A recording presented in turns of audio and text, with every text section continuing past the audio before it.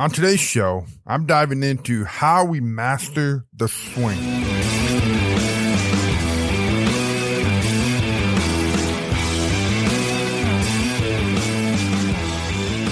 Hey guys, welcome back to Strategic Baseball Podcast. The last episode we talked about how we master a pitch, and today we're going to talk about how do we master a swing, the process that we use here at Athletic Mission Baseball Academy in Tulsa, Oklahoma.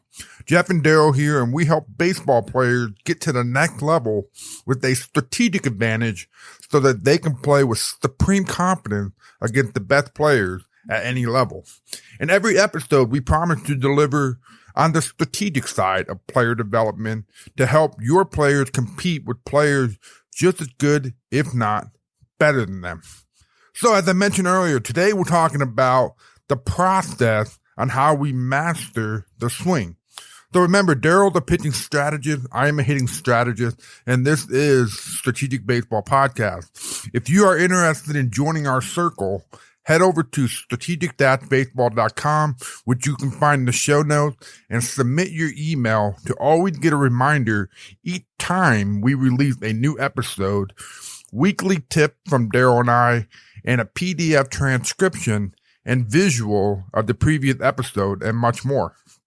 If you are a player, a coach, or a parent who is interested in learning more about how the strategic advantage baseball process works for you and your unique situation, please email me at jeff@athletic-mission.com, or you can email Darrell at dc@startpitching.com, which you can also find in the show notes.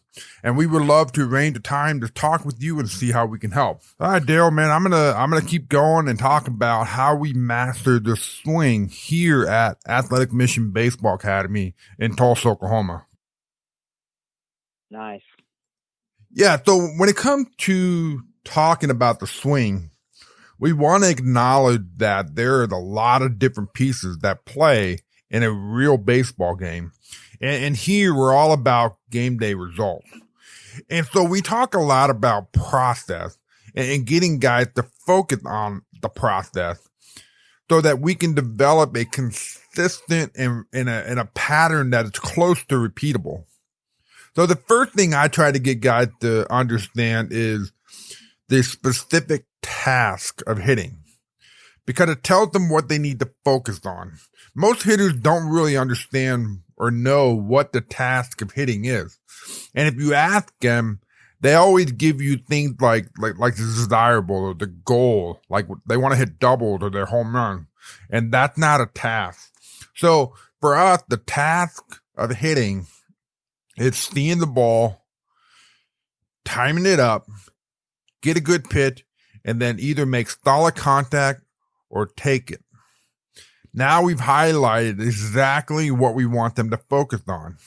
So again, we want them to focus on the task. The task is seeing the ball, being on time, get a good pitch to hit, and then make solid contact or take it.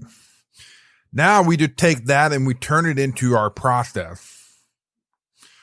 So, aside from that, the very first thing that we talk about, it's going to be and we talked about this a couple episodes ago, but I want to kind of bring it back up.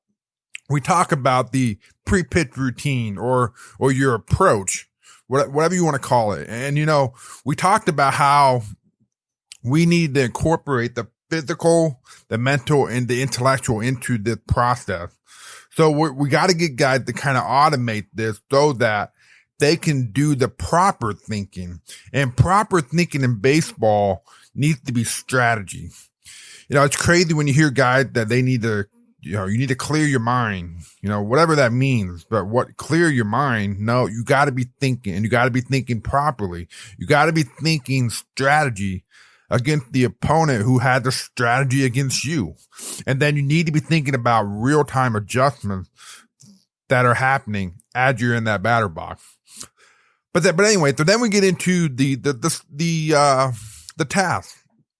I labeled this, I call it the stick process, which is STKS process, which is how we teach hitting.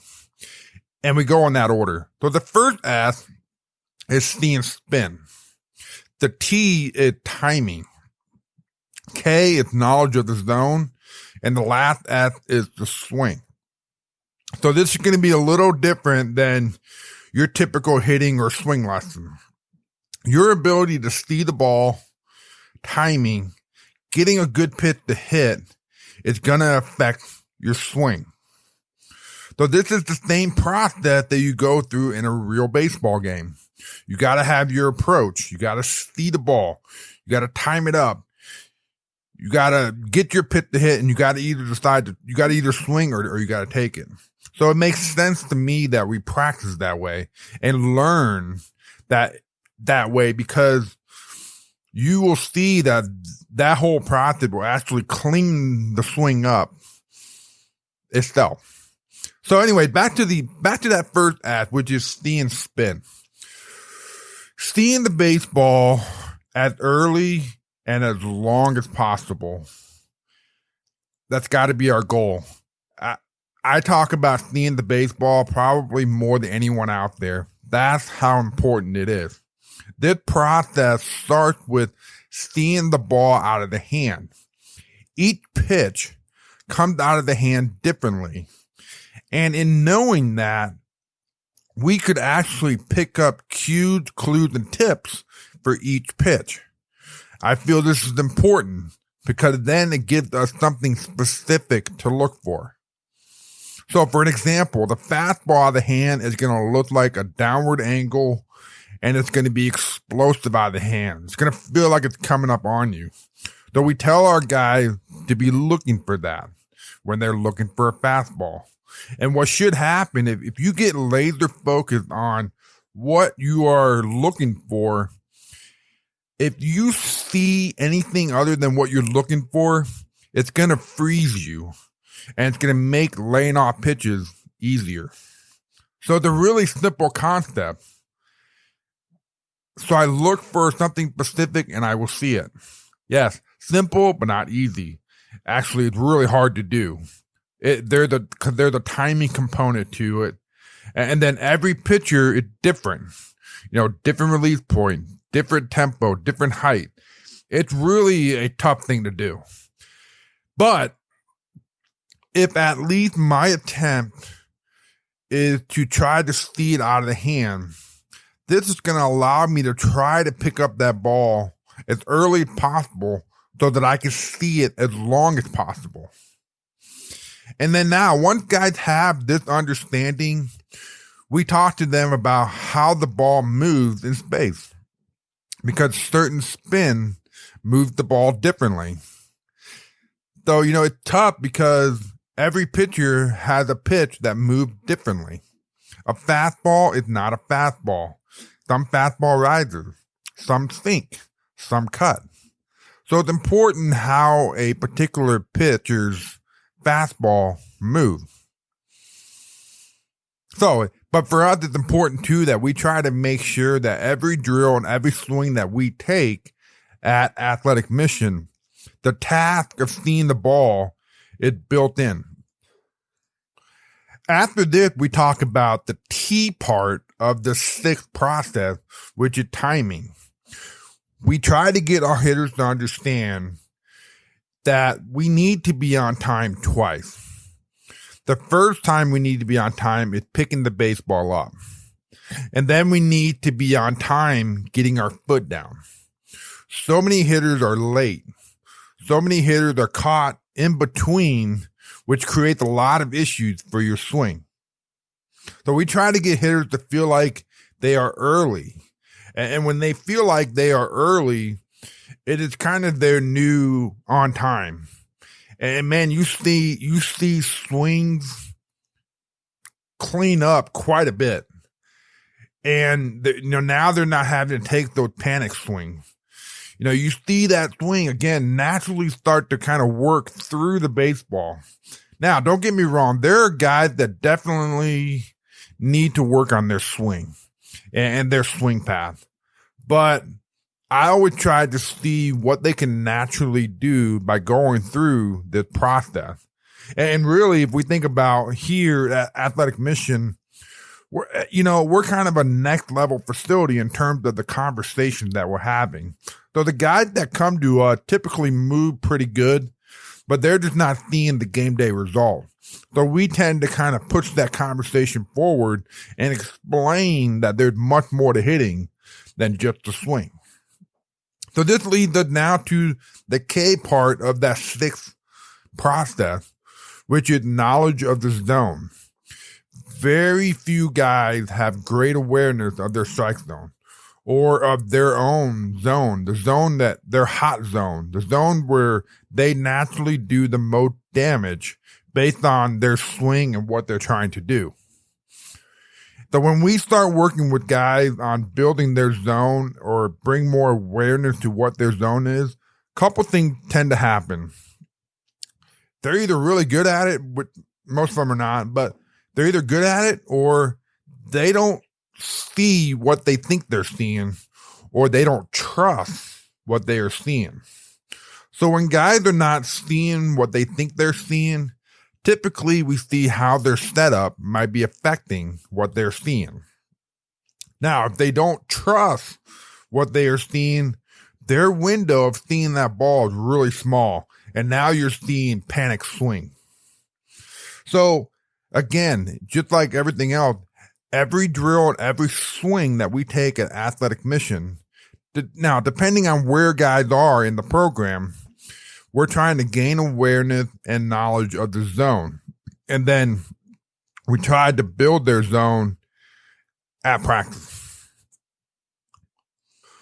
From here, we move into that last act of the sixth process, which is the swing. So here's the biggest thing with the swing. First thing first, we want them to really understand, we want our hitters to really understand their setup. And ideally, we want them to move forward and hit through the baseball. But the thing that we tend to take in consideration, the thing that we deal with, is that a lot of these players, their coaches want them to do something with their swing. And so we try not to battle that. We try to make sure that we don't confuse guys. So whenever guys come in and their coach wants them to do something, we tend to kind of work with it. And I think, I think every coach is after the same thing. It's just how we get there different. And that's okay. But again, for the guys that do come in and decided to kind of own their process and own their development and really want to focus on what we teach. And so what we're going to do is we're going to focus on their setup. We want guys to feel their feet. We want them to feel the ground. We want them to be balanced. We're really bought into the idea of the pelvic tuck. We want to make sure our shoulders are squared to the other box and both eyes are on the pitcher. Too many guys are looking out of the corner of their eye because of where their shoulders are at. So we really want guys to look with both eyes at the pitcher. And then from there, we're talking about when the pitcher breaks, where in their process do we begin our forward move into a 50-50 landing, and then eventually just letting the backside trigger and hit through the baseball. So that's our focus when it comes to the swing. But again, I think way too many guys are choosing to focus on the swing first, and I do the exact opposite. I focus on the swing last because, again, most of the guys that we work with have a pretty solid foundation, and they're just looking for that next level conversation. So it's nice to see that when they start buying into seeing the baseball, being on time, not only once but twice, and focusing on pitches that they're looking for, their swing looked pretty good. And that's kind of the overview, Darrell, of how we teach our guys to master the swing.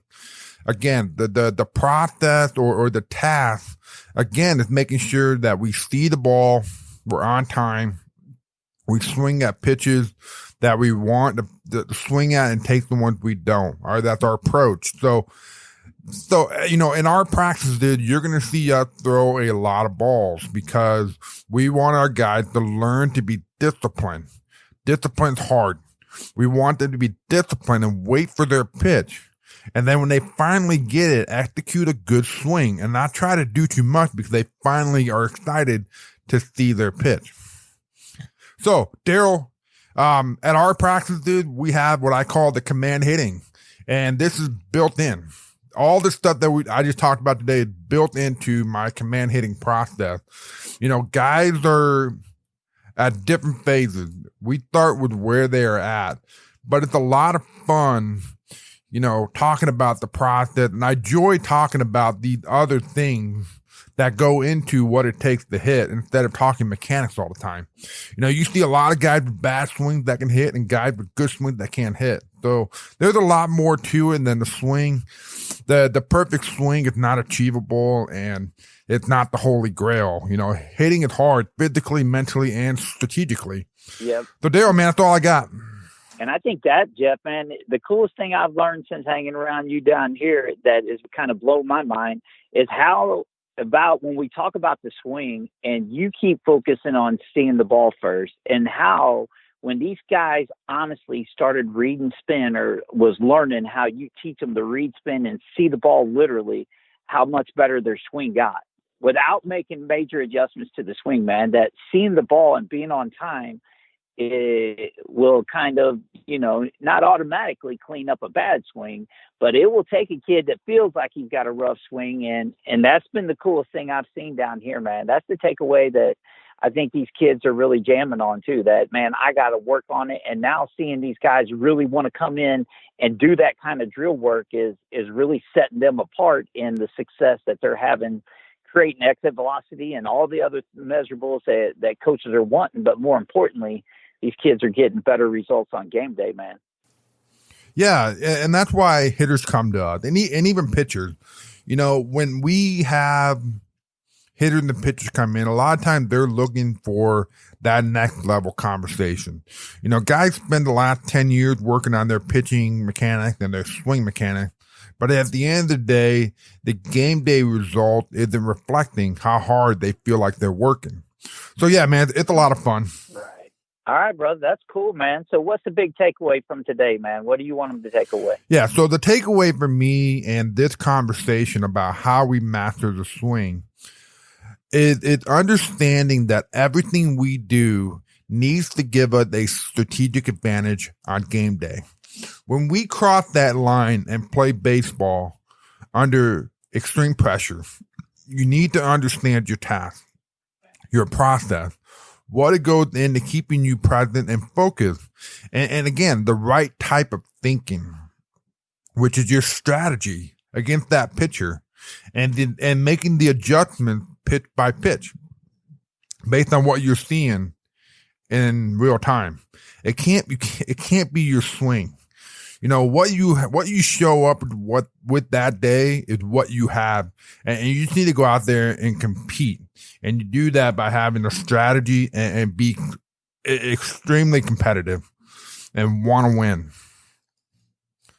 Awesome, man. Very good. So let's, if you're finding any value in these episodes, please leave us an objective review and then head over to strategic-baseball.com and join our circle. As I always say, we've got some cool stuff we're working on. We want to share with you guys as we develop it. So thanks for listening in, and we will catch you in the next episode.